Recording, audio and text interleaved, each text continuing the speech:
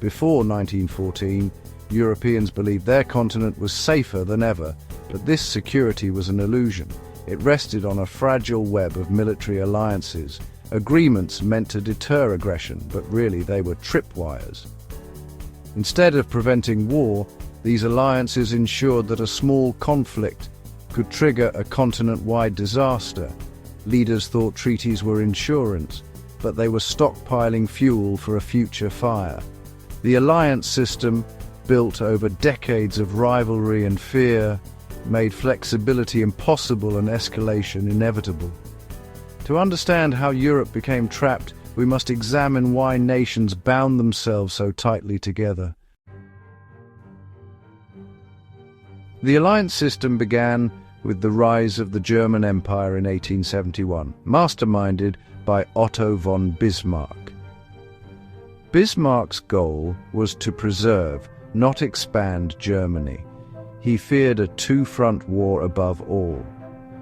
He isolated France by forming the League of the Three Emperors with Austria-Hungary and Russia, but rivalries made it unstable. When that failed, he created the dual alliance with Austria-Hungary in 1879, then added Italy to form the Triple Alliance. Bismarck even signed a secret reinsurance treaty with Russia to keep Germany safe from a two-front war. His system was a delicate balancing act, dependent on his skill. When Bismarck was dismissed in 1890, his successors let key treaties lapse and the web began to unravel. The careful architecture of peace was left dangerously exposed. Bismarck's dismissal marked a turning point. Germany let its treaty with Russia lapse, pushing Russia into alliance with France in 1894. Bismarck's nightmare realized. Europe split into two camps: the Triple Alliance, Germany, Austria, Hungary, Italy, and the Franco-Russian alliance. Britain, long isolated, felt threatened by Germany's naval buildup and drew closer to France with the Entente Cordiale in 1904. The Anglo-Russian Convention of 1907 completed the Triple Entente: Britain, France, and Russia. These were not all formal military pacts, but the obligations were clear. Each side viewed the other with suspicion, interpreting every move as a threat. Germany's aggressive diplomacy only tightened these bonds. By the early 20th century, Europe was divided into two armed camps, each ready for war. The stage was set for catastrophe. The alliances became the scaffolding for a future war. Military plans like Germany's Schlieffen Plan and France's Plan 17 depended on Allied support and rapid mobilization. These plans were rigid, leaving no room for hesitation or negotiation. The alliances weren't just political. They were built into military strategy, creating dangerous interdependence. Mobilization became a race. Any delay could mean defeat. In a crisis, leaders faced a terrible choice: mobilize or risk disaster. The alliances turned political decisions into logistical imperatives. Once set in motion, the machinery of war was almost impossible to stop. While Europe's powers formed alliances, the Balkans simmered with nationalist tensions and Ottoman decline. Austria-Hungary feared Serbian nationalism, while Russia saw itself as protector of the Slavs. Austria's 1908 annexation of Bosnia enraged Serbia and humiliated Russia, but Germany's backing kept Austria bold.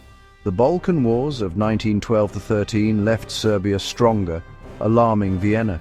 Each crisis tested the alliance system, with Germany giving Austria a blank check of support. Russia, determined not to back down again, prepared for confrontation. The alliances meant any local conflict could draw in the great powers. A regional dispute was now a potential continental catastrophe. The powder keg was set, waiting for a spark.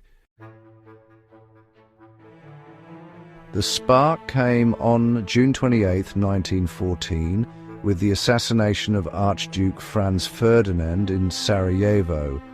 Austria-Hungary, blaming Serbia, sought and received Germany's unconditional support, the infamous blank check. Confident, Austria issued a harsh ultimatum to Serbia, which was mostly accepted but not entirely. Austria declared war on July 28th, triggering the alliance system. Russia mobilized to defend Serbia, unwilling to back down again. Germany, fearing isolation, prepared for war. The alliances snapped into action. One move led to another, each nation bound by promises. Mobilization timetables left little room for diplomacy. The crisis escalated rapidly, no longer about Serbia, but about the great powers themselves. The chain reaction had begun. Russia's general mobilization was the point of no return. Germany's war plans demanded immediate action. Delay meant defeat. On August 1st, Germany declared war on Russia, then on France 2 days later. The Schlieffen Plan required invading Belgium, whose neutrality Britain had guaranteed. Germany's violation of Belgian neutrality forced Britain's hand. On August 4th, Britain declared war on Germany. In less than a week, a local conflict became a European war. The alliance system worked as designed, pulling all the major powers into the abyss. The machinery of alliances had become unstoppable. Catastrophe was now inevitable. The alliances ensured the war would not stay in Europe. The great powers were also global empires. When they went to war, so did their colonies. Britain's navy hunted German ships worldwide, Japan joined the Allies and seized German colonies in Asia. In Africa, colonial troops fought for their European masters. The war drew in soldiers from Canada, Australia, India, and across the French Empire. The Ottoman Empire joined the Central Powers, opening new fronts in the Middle East. The alliances and imperial ambitions turned a European quarrel into a world war. The scale of conflict was now truly global. Europe was not driven to war by a single villain, but by a system of unbreakable promises. The alliance system, meant to guarantee security, made a major war almost inevitable by 1914. Once Austria-Hungary moved against Serbia, the gears turned and choices vanished. The alliances transformed a local dispute into a world war.